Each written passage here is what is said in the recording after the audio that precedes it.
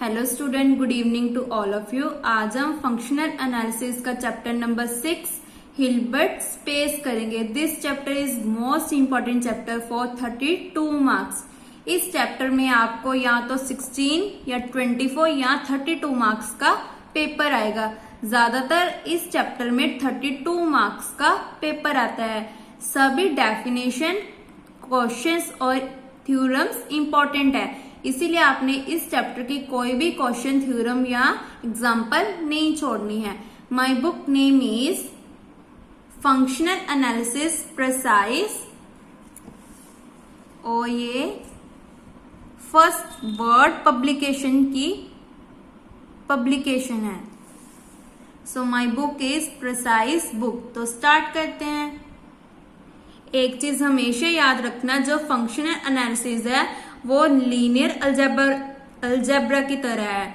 जैसे कि first definition क्या है, इनर प्रोडक्ट। इनर प्रोडक्ट हमने लीनियर अलजेब्रा में किया था, जो हमारा 5th चैप्टर था। और इसकी नोटेशन कैसे होती थी, लेस देन, ग्रेटर देन, इसे हम बोलते थे इनर प्रोडक्ट। नाउ अब फंक्शनल एनालिसिस में इसकी डेफिनेशन क्या है, जो इसकी डेफिनेशन है वो भी आपको 2 मार्क्स में आ सकती हैं, इसीलिए आपने इसकी डेफिनेशन को भी अच्छे से लिख कर प्रैक्टिस करनी है। Let X be a linear space over a field K, R और सी। पहले हम कौन सी फील्ड लेते थे लीनियर अलजेब्रा में, एफ। अब फंक्शनल एनालिसिस में कितनी फील्ड्स होंगी हमारे पास, 3 होगी। के, आर मतलब रियल और सी मतलब कॉम्प्लेक्स। तो हमारी लीनियर फंक्शन एनालिसिस में 3 फील्ड बन गई, बट लीनियर अलजेब्रा में एक ही फील्ड थी, वो क्या थी हमारी, f. The function inner product from x cross x to k that assigns each order pair x y belongs to x cross x to unique scalar inner product of x comma y belongs to k is said to be inner product space if, अगर इसकी जो following axiom है वो satisfying होंगी। और जो हमारा x Y Z है वो कहां से लिए हमने, एक्स में से, और स्केलर हमेशा फील्ड में से लेते हैं। तो यहाँ पे फील्ड क्या है हमारी, के, आर या सी। सो यहाँ पे उन्होंने के ले ली, आप आर और सी भी ले सकते हो, बट पूरी बुक में ज्यादातर के यूज करते हैं। अगर क्वेश्चन में मेंशन हो कि आर लेना है या सी लेना है, तो आप यहाँ पे आर और सी लिख देना है। फर्स्ट क्या है, inner product of x comma Y is equal to Y comma X. Inner product ऊपर बार, बार को हम बोलते हैं कंगुरेंट सिमिलैरिटी। जो इसके ऊपर बार है उसको हम इस पूरी को बोलेंगे कंगुरेंट सिमिलैरिटी। एडिटिविटी क्या होते हैं, X plus Z comma Y is equal to X plus Z comma X Y comma Z. जैसे हम लीनियर अलजेब्रा में इनर प्रोडक्ट को सोल्व करते हैं, वैसे ही हमने यहाँ पे करना है। ये देखो, पहले एक्स को इसके साथ करेंगे, देन वाई जेड को इसके साथ। अगर वाई को आगे लिखना है तो वाई कोमा जेड लिखकर उसके ऊपर बार डाल देंगे। थर्ड क्या है, alpha X comma Y. Alpha क्या है, स्केलर, तो ये बाहर आ गया क्योंकि अल्फा क्या है हमारा, स्केलर है। अगर अल्फा हमारा इमेजिनरी होता तो इसके ऊपर बार आ जाता। अगर अल्फा रियल है तो इसके ऊपर बार नहीं आएगा। सो आपने क्वेश्चन के हिसाब से अल्फा के ऊपर बार या बार को हटा देना है। जैसे हमारा क्वेश्चन होगा वैसे हम इसको चेंज कर देंगे। और फोर्थ क्या है, inner product of X comma X is always greater than equal to 0। ये तो हमें पता ही है कि जो एक्स है वो नॉट इक्वल टू 0 होता है, और इसकी जो इनर प्रोडक्ट है वो always greater than equal to 0 होती है।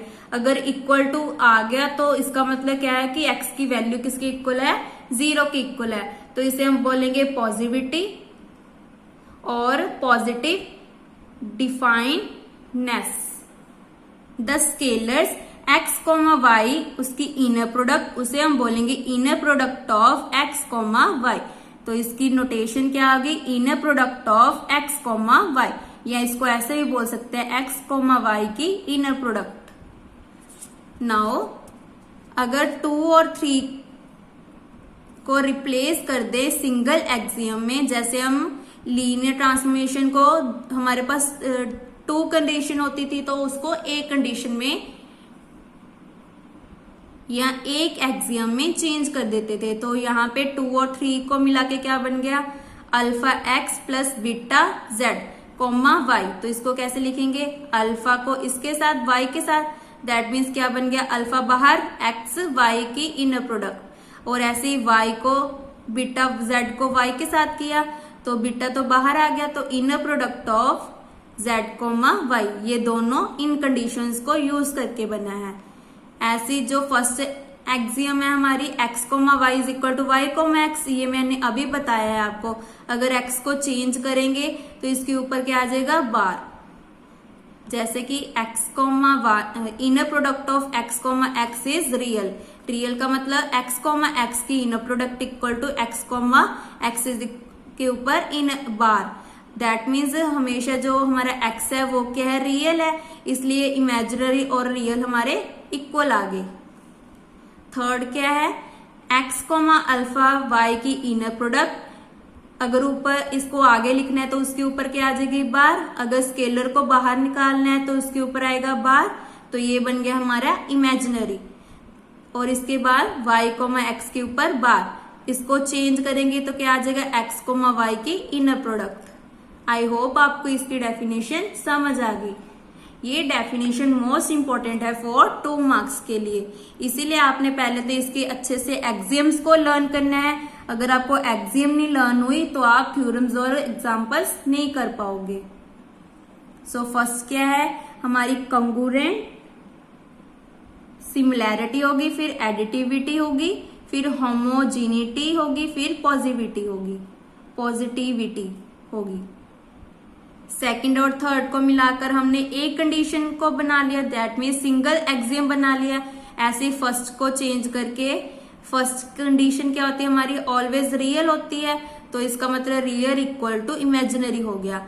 और यहाँ पे क्या आ गया, एक्स कोमा अल्फा वाई की इनर प्रोडक्ट, इसको चेंज करेंगे तो अगर इसको आगे लेकर आना तो ऊपर बाहर आ गया, अगर स्केलर को बाहर निकालना तो उसके ऊपर भी बाहर आ गया, इसका मतलब ये बन गया इमेजिनरी। इसको फिर से अपनी फॉर्म में लेकर आना तो एक्स वाई बार हट जाएगा। Thank you.